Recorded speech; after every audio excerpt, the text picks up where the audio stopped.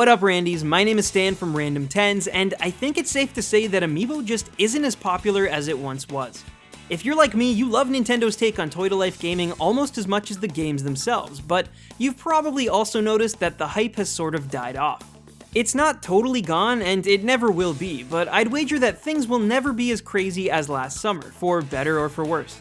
Now, I know that the simple decision to mass-produce something like Pokemon Amiibo cards or Legend of Zelda 30th Anniversary figures would probably give the detailed toys a boost in sales and probably cause a resurgence in popularity. But at this point, myself and many analysts don't see Amiibo ever becoming as popular as they were during Wave 4 of the Smash Bros. Line. But what if there was a way to keep the Amiibo fad going without pissing off all of Nintendo's diehard fans? Can it be done? Will it be done? Well, in this episode of Amiibo Facts and Theories, I'll be discussing the future of Amiibo and the 3 reasons why Nintendo and Limited Edition might just be a better combination than you'd think. Oh, supply and demand. You know how everyone recently watched that Making a Murderer show on Netflix and immediately became experts on Wisconsin law? Well, when the Amiibo craze reached a boiling point, it seemed that every single Amiibo collector out there became a professional economist. There was speculation on how CPSIA codes and port strikes would affect supply, how Nintendo was purposely trying to hold back supply to drive up demand like some crazy Wii strategy, and why a villager with a medium forehead is worth 10 times the amount of a second or even third edition model, despite being a better made version of the exact same figure. Now, speculation's fine, and in some cases was even fun to be a part of, but as I mentioned in my last video about Amiibo and fads, Nintendo never wanted demand to outgrow supply. Based on the initial pre-orders of Wave 1 and other, shall we say, less than stellar results for Nintendo toy-to-life figures, Nintendo played it pretty safe when producing Amiibo. This wasn't like a special edition bundle or a limited edition Fire Emblem 3DS. Nintendo's just not doing so great financially right now, and because of them being hesitant with new products, they opted to temper financial expectations when it came to Amiibo. Was this a mistake? Of course it was. Nintendo got so much hate for their lack of certain figures that you almost felt sorry for them, but hey, hindsight is 2020. But now that they've had time to produce more and more figures, and you can walk into stores weeks after launch and still find the latest waves on shelves, both Amiibo hype and Amiibo sales are dying off. They're not failing by any means. In fact, demand is finally in line with supply, and Nintendo's likely very content with their situation. But still, collectors and hunters such as myself now sort of feel foolish for all of those early mornings standing in line. Now, I'm not talking about scalpers here, because those twats can burn with their 100 Rosalinas. But there's something to be said about putting in time, hunting something semi-collectible down, and displaying it knowing that it's perceived as valuable. So basically, if there's more demand than supply, average Joes who just want a Marth to use in-game feel betrayed. But if supply greatly outweighs demand, then the people who love collecting Nintendo products, and trust me, there's a massive subculture of them, feel slighted as well. So how can Nintendo cater to both of these audiences and keep the hype going, while still making their loyal consumers happy? It's pretty simple actually. Why not make 2 segments?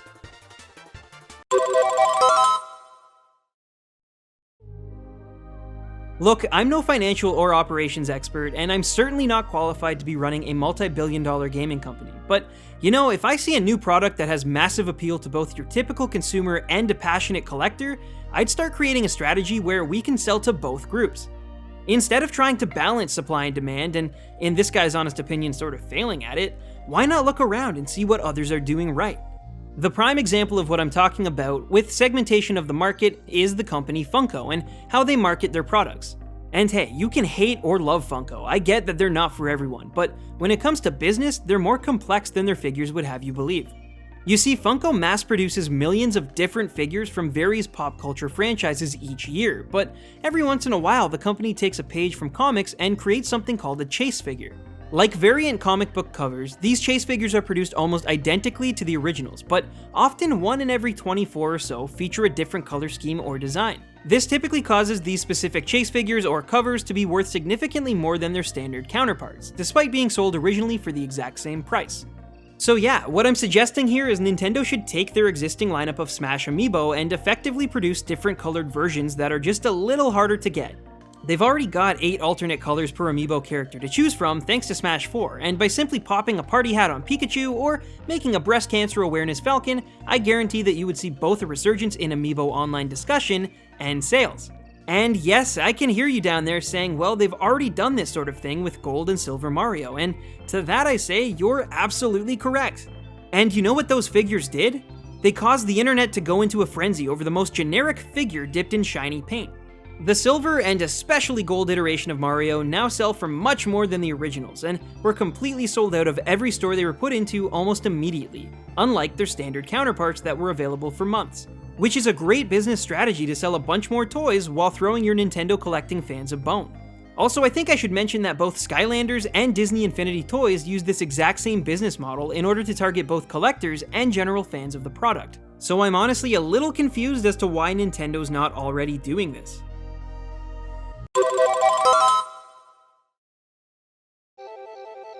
Now, I've made these last two sections pretty long and maybe even a little bloated, so I'm going to keep this one much shorter.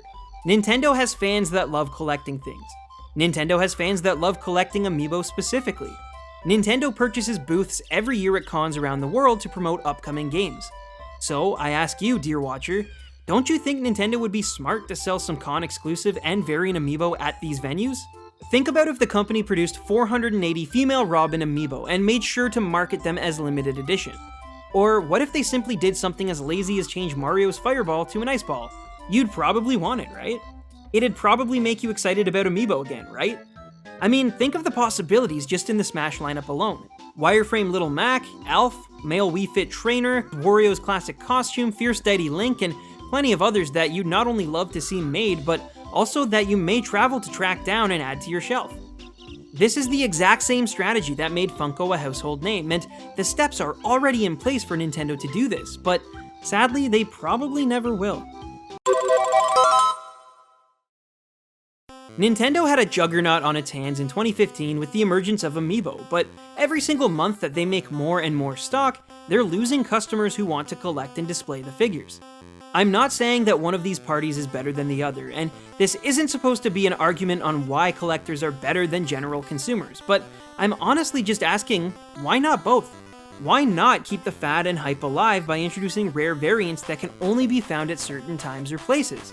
Why not create hype around your con experiences like Funko and even Skylanders and Disney Infinity do so well? Why not make sure that every little kid who wants a Marth can get one, while also making sure every Nintendo collector has something to get excited about? I know you can do it because everyone else is. So please, Nintendo, if you want to make all of your fans happy, especially the ones who generate hype about things like Amiibo in the first place, take a page out of the competition's playbook and give the world some more awesome Amiibo to own. Just please, stop dipping them in gold,